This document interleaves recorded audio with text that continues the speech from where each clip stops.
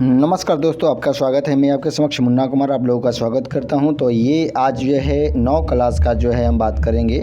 तो 9 क्लास का जो है ये ज्योग्राफी का जो है, ये ज्योग्राफी मतलब भूगोल का जो है ये चैप्टर है। और दूसरा चैप्टर का नाम है भौतिक स्वरूप और संरचना एवं ऊंचावच। तो इसके बारे में हम चर्चा करेंगे। इसका मैंने पीडीएफ आपको डाल दिया है, तो आप वहाँ पर पीडीएफ देख सकते हैं। और साथ में मैं ये बात कर रहा हूँ कि इसके जो होमवर्क सीरीज चल रहे हैं तो उसको आप पूरा पीडीएफ ले लीजिएगा। इसका मैंने किताब करवा दिया है। अब हम एमसीक्यू सिर्फ करने का प्रयास करेंगे, तो आप अंत तक बने रहिएगा और पूरा वीडियो देखने का प्रयास कीजिएगा, ठीक है। तो बिना देरी के हम लोग स्टार्ट करते हैं। और ये रहा पहला क्वेश्चन। लिखा है कि हिमाद्री की औसत ऊंचाई कितनी है। जो हिमाद्री है उसकी औसत ऊंचाई कितनी है, तो ये 6100 किलोमीटर है। कितना किलोमीटर? 6100 मीटर है, किलोमीटर नहीं भाई साहब, मीटर होगा। तो ऑप्शन आप बी को लगा लीजिएगा। B option is the right answer, B को लगा लीजिएगा। बिना देरी के हम लोग आगे बढ़ रहे हैं। और ये रहा दूसरा क्वेश्चन। बहुत ही मस्त क्वेश्चन है, सुंदर क्वेश्चन। लिखा है कि लद्दाख पठार की ऊंचाई कितनी है। जो लद्दाख है उस पठार की ऊंचाई कितनी है, तो 4 किलोमीटर है। कितने किलोमीटर है? 4 किलोमीटर। तो ऑप्शन आप देख लीजिए, ए को लगा लीजिएगा। A option is the right answer, A को लगा लीजिएगा। बिना देरी के हम लोग आगे बढ़ जा रहे हैं। और ये रहा तीसरा क्वेश्चन। क्या लिखा है भाई साहब, इसको देखिए। गाडविन आइंस्टीन किस पर्वत श्रेणी में स्थित है, तो ये आप जान जाइएगा कि काराकोरम में स्थित है। किस में स्थित है? तो काराकोरम में। तो आप ऑप्शन बी को लगा लीजिएगा। B option is the right answer. Next question की ओर बढ़ते हैं। नेक्स्ट क्वेश्चन में क्या है, और ये रहा सुंदर क्वेश्चन। लिखा है कि उत्तर पूर्वी राज्यों में स्थित हिमालय को किस नाम से जाना जाता है, तो ये पूर्वांचल के नाम से जाना जाता है, पूर्वांचल के नाम से। तो ऑप्शन आप बी दे लीजिए। बी को आप आंसर लगा लीजिएगा। B option is the right answer. बिना देरी के हम लोग आगे बढ़ रहे हैं। और ये रहा मस्त क्वेश्चन। लिखा है कि भारतीय हिमालय की सर्वोच्च ऊंची चोटी कौन सी है, तो भारतीय हिमालय की सबसे ऊंची चोटी का नाम है, जिसका नाम है कंचनजंगा। क्या नाम है? कंचनजंगा। याद रखिएगा, कंचनजंगा ये कहाँ है, तो ये सिक्किम में है। इस बात को भी याद रखिएगा, सिक्किम राज्य में है, इस बात को याद रखिएगा। नेक्स्ट क्वेश्चन की ओर बढ़ जाते हैं। और ये रहा छठवां क्वेश्चन।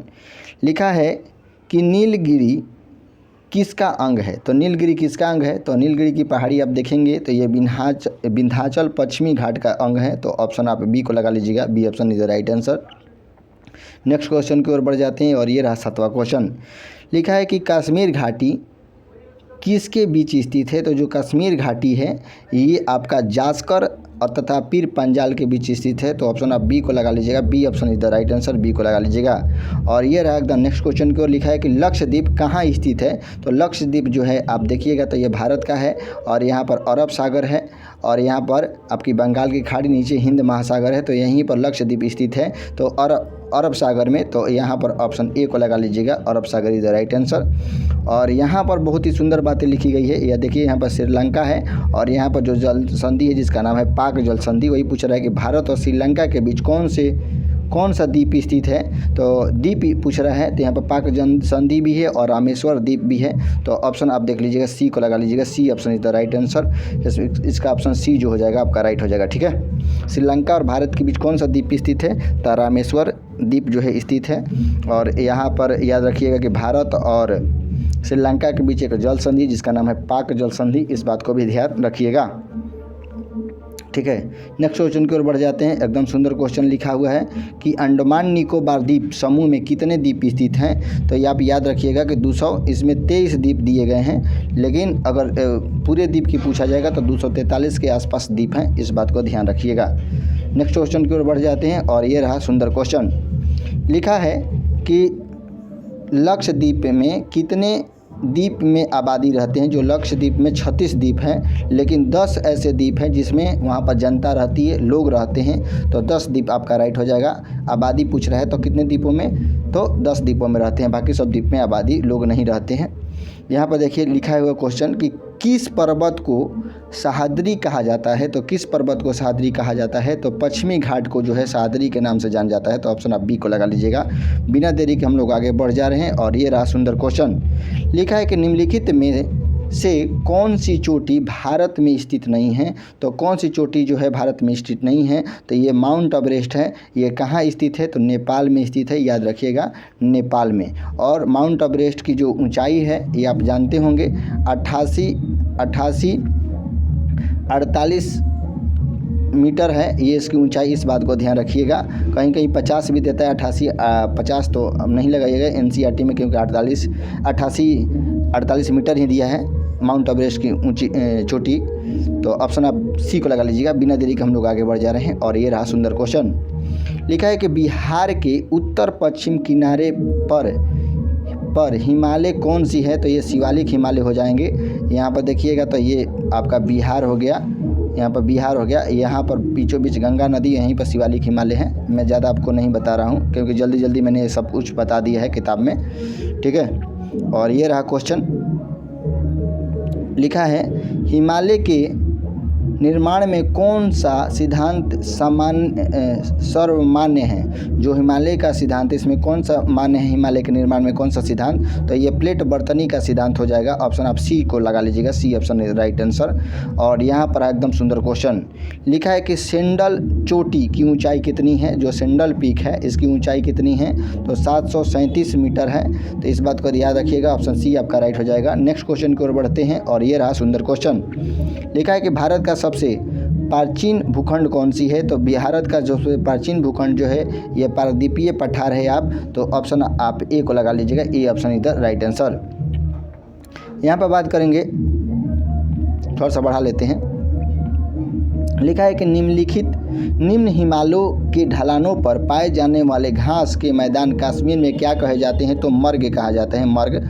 तो आप याद रखिएगा कि कश्मीर के घास को क्या कहा जाता है, तो मर्ग कहा जाता है। ये बिहार दरोगा में भी क्वेश्चन पूछा गया है। ये सभी कंपटीशन के लिए महत्वपूर्ण है, 9 के लिए तो ऐसे ही महत्वपूर्ण है।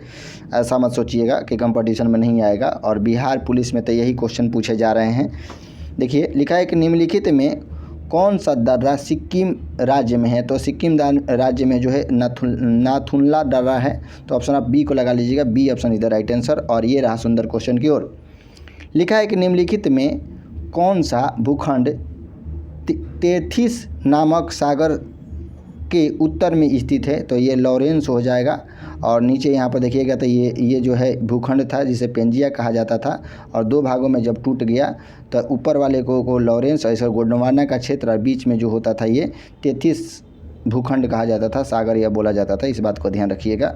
जो पढ़नी है आपको 9 क्लास में, ये मैंने सब कुछ बता दिया है। तो आप नहीं देखे हैं तो वीडियो जाके देखिए, इसका बुक में मैंने सब कुछ दिया है। लिखा है कि हिमालय की सबसे बाहरी श्रृंखला को निम्न में से क्या कहा जाता है, तो इस बात को ध्यान रखिएगा कि ये शिवालिक कहा जाता है। क्या कहा जाता है, शिवालिक। ऑप्शन सी को लगा लीजिएगा। नेक्स्ट क्वेश्चन की ओर बढ़ जाते हैं और ये रहा बहुत ही सुंदर क्वेश्चन। लिखा है कि निम्नलिखित में से संसार का सबसे ऊंची शिखर का नाम क्या है, तो ये भली बात ही जानते हैं, माउंट एवरेस्ट। और ये कहाँ है, नेपाल में है। ये भी हमने बताया था इसकी ऊंचाई कितनी है। यहाँ पर देखिए बहुत ही सुंदर बातें लिखी गई है कि सतलज तथा काली नदी के बीच स्थित पर्वत श्रेणी का नाम क्या है, तो ये आप जानते हैं कुमाऊं हिमालय है। कौन सी हिमालय, कुमाऊं हिमालय है। तो ऑप्शन आप ए को लगा लीजिएगा। बिना देरी के हम लोग आगे बढ़ जा रहे हैं और ये रहा सुंदर क्वेश्चन। लिखा है कि भारत और प्रायद्वीपीय पठारों का भाग निम्न में से किसका हिस्सा रहा है, तो ये गोंडवाना भूमि का हिस्सा रहा है। तो ऑप्शन आप सी को लगा लीजिएगा। और ये रहा सुंदर क्वेश्चन। लिखा है कि अल्पाइन संरचना का निर्माण किस प्रकार के चट्टानों से हुई है, तो ये परतदार चट्टानों से हुई है। तो ऑप्शन आप डी को लगा लीजिएगा, डी ऑप्शन इधर राइट आंसर।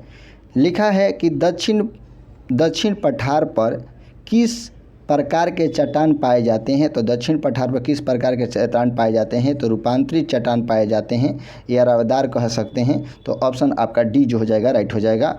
और ये रहा आपका 27वां क्वेश्चन। पूरे क्वेश्चन को आप देखते जाइए भाई, जिसको जाना है जाने दीजिए, पूरा वीडियो देखिए अंत तक। कम समय में आपको वीडियो ये पूरी मिल जाएंगी। तो ये लिखा है कि मध्यवर्ती मैदान भाग की अधिकतम ऊंचाई कितनी है, तो ये भली भांति जानिएगा 1250 मीटर। तो ऑप्शन आप डी को लगा लीजिएगा। और ये रहा आपका 28वां क्वेश्चन।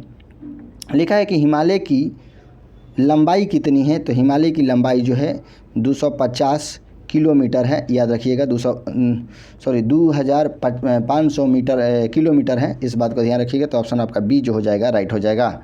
नेक्स्ट क्वेश्चन की ओर बढ़ते हैं और ये रहा सुंदर क्वेश्चन। लिखा है कि एवरेस्ट की ऊंचाई कितनी है, तो हमने बताया था कि 88-48 मीटर है। इस बात को ध्यान रखिएगा। ये कहाँ है, तो नेपाल में है और नेपाल की राजधानी काठमांडू है।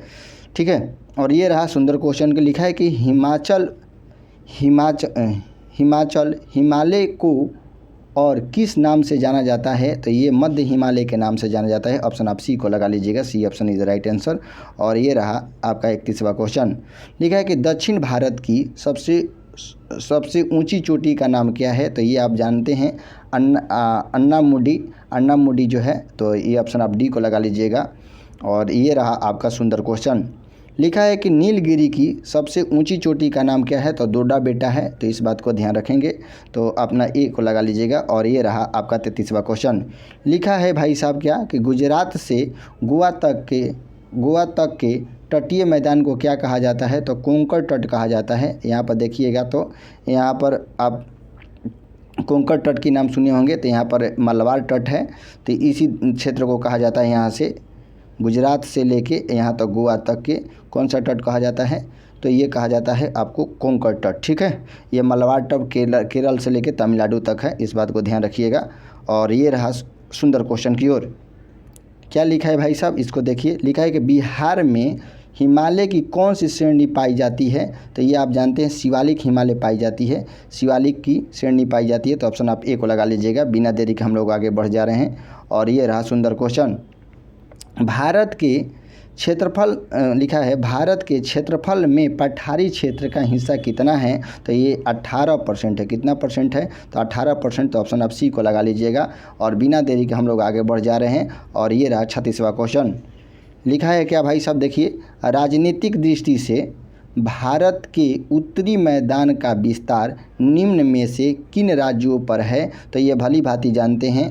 उत्तरी बिहार, बंगाल और असम में है। तो सी ऑप्शन को आप लगा लीजिएगा। बिना देरी के हम लोग आगे बढ़ जा रहे हैं। और ये रहा सुंदर क्वेश्चन। सुंदर क्वेश्चन में क्या लिखा है कि पश्चिमी घाट का सबसे ऊंची चोटी का नाम है अडाईमुड़ी। तो ऑप्शन आप ए को लगा लीजिएगा। अनाईमुडी नाम है, तो लगा लीजिएगा। और ये रहा आपका 38वां क्वेश्चन। लिखा है कि पूर्वी घाट का सबसे ऊंची शिखर कौन सी है, तो ये महेंद्रगिरी की ऊंची शिखर है। इस बात को भी ध्यान रखिएगा। तो बी ऑप्शन को लगा लीजिएगा। और बिना देरी के हम लोग आगे बढ़ जा रहे हैं। और ये रहा एकदम सुंदर क्वेश्चन। लिखा है कि गोवा के दक्षिण में स्थित पश्चिमी तटीय पट्टी को क्या कहा जाता है, तो ये कोंकण कहा जाता है। कोंकण तट कहा जाता है। तो सी ऑप्शन को लगा लीजिएगा। और ये रहा 40वां क्वेश्चन। बहुत ही सुंदर क्वेश्चन हम लोग कर रहे हैं। और लिखा है कि एक स्थलीय भाग जो तीनों ओर समुद्र से घिरा हो उसे क्या कहा जाता है, तो प्रायद्वीप कहा जाता है।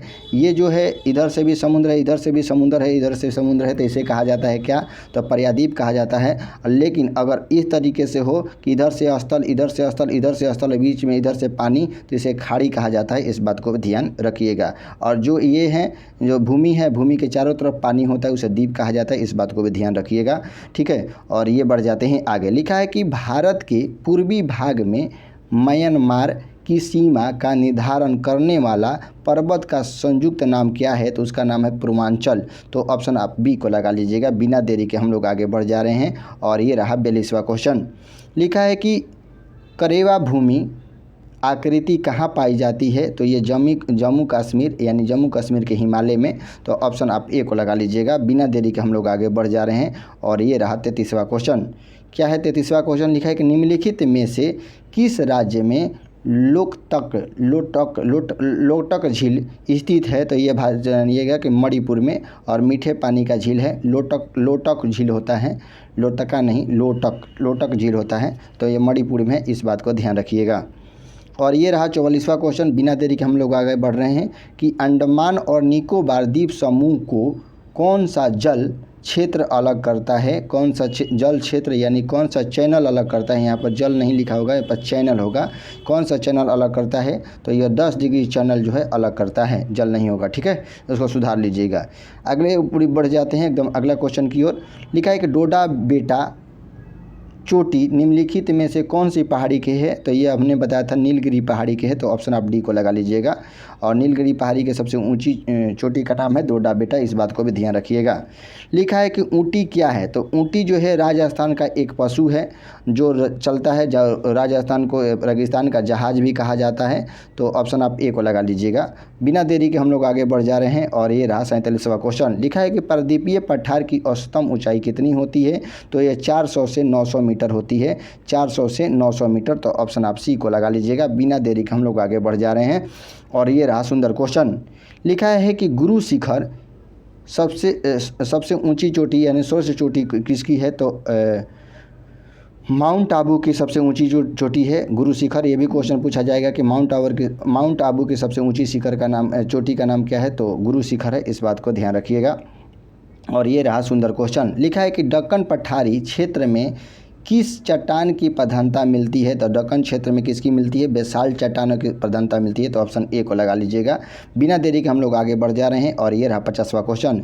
लिखा है कि पटकाई बूम, नाग हिल तथा लुसाई हिल पर्वत श्रेणी का हिस्सा है, तो ये पूर्वांचल का हिस्सा है। ऑप्शन आप बी को लगा लीजिएगा। बिना देरी के हम लोग आगे बढ़ जा रहे हैं और ये रहा एकदम सुंदर क्वेश्चन। लिखा है कि इनमें से कौन सा हिमालय की सर्वोच्च ऊंची श्रेणी है, तो ये आप जानिएगा हिमाद्री हो जाएगा। ऑप्शन आप बी को लगा लीजिएगा। बिना देरी के आगे बढ़ जाते हैं और ये रहा आपका 52वां प्रश्न। लिखा है कि इनमें से कौन सा हिमालय के उत्तर में स्थित है, तो हिमालय के उत्तर में कौन सा है, काराकोरम है। तो ऑप्शन आप सी को लगा लीजिएगा। बिना देरी के हम लोग आगे बढ़ जा रहे हैं और ये रहा सुंदर क्वेश्चन। लिखा है कि निम्नलिखित में से कौन सी चोटी भारत में स्थित नहीं है, तो ये जानते हैं माउंट एवरेस्ट जो है ये नेपाल में है, ना कि भारत में है, इस बात को ध्यान रखिएगा और ये बढ़ जाएंगे आगे। लिखा है क्या भाई कि महेंद्रगिरी किस राज्य में स्थित है, तो ये भली भांति जानते हैं कि ये उड़ीसा राज्य में स्थित है, इस बात को ध्यान रखिएगा और उड़ीसा की राजधानी भुवनेश्वर है। यहाँ पर सुंदर क्वेश्चन की ओर देख रहे हैं और ये रहा 55वां क्वेश्चन। लिखा है कि इनमें से केरल को तमिलनाडु से मिलाता है कौन बनाता है, तो भाई ये पाल घाट का जो है घाट है ये मिलाता है केरल और तमिलनाडु को। तो ऑप्शन आप सी को लगा लीजिएगा। बिना देरी के हम लोग आगे बढ़ जा रहे हैं और ये रहा सुंदर क्वेश्चन। लिखा है कि किस पहाड़ी पर लावा निपेक्ष गिलता है, तो ये भाली बात जानिएगा राजमहल पहाड़ी पर। तो ऑप्शन आप ए को लगा लीजिएगा। बिना देरी के हम लोग आगे बढ़ जा रहे हैं और ये रहा 57वां क्वेश्चन। लिखा है कि अरावली और विंध्याचल के बीच, विंध्य पर्वत ये होता है, अरावली और विंध्याचल के बीच कौन सा पठार स्थित है, तो ये बताइएगा मालवा का पठार स्थित है। तो ऑप्शन आप सी को लगा लीजिएगा। और इस तरीके से आपने ये चैप्टर समाप्त कर लिया। फिर हम लोग अगले चैप्टर तीसरे चैप्टर की ओर बढ़ते हैं। ठीक है, नमस्कार दोस्तों।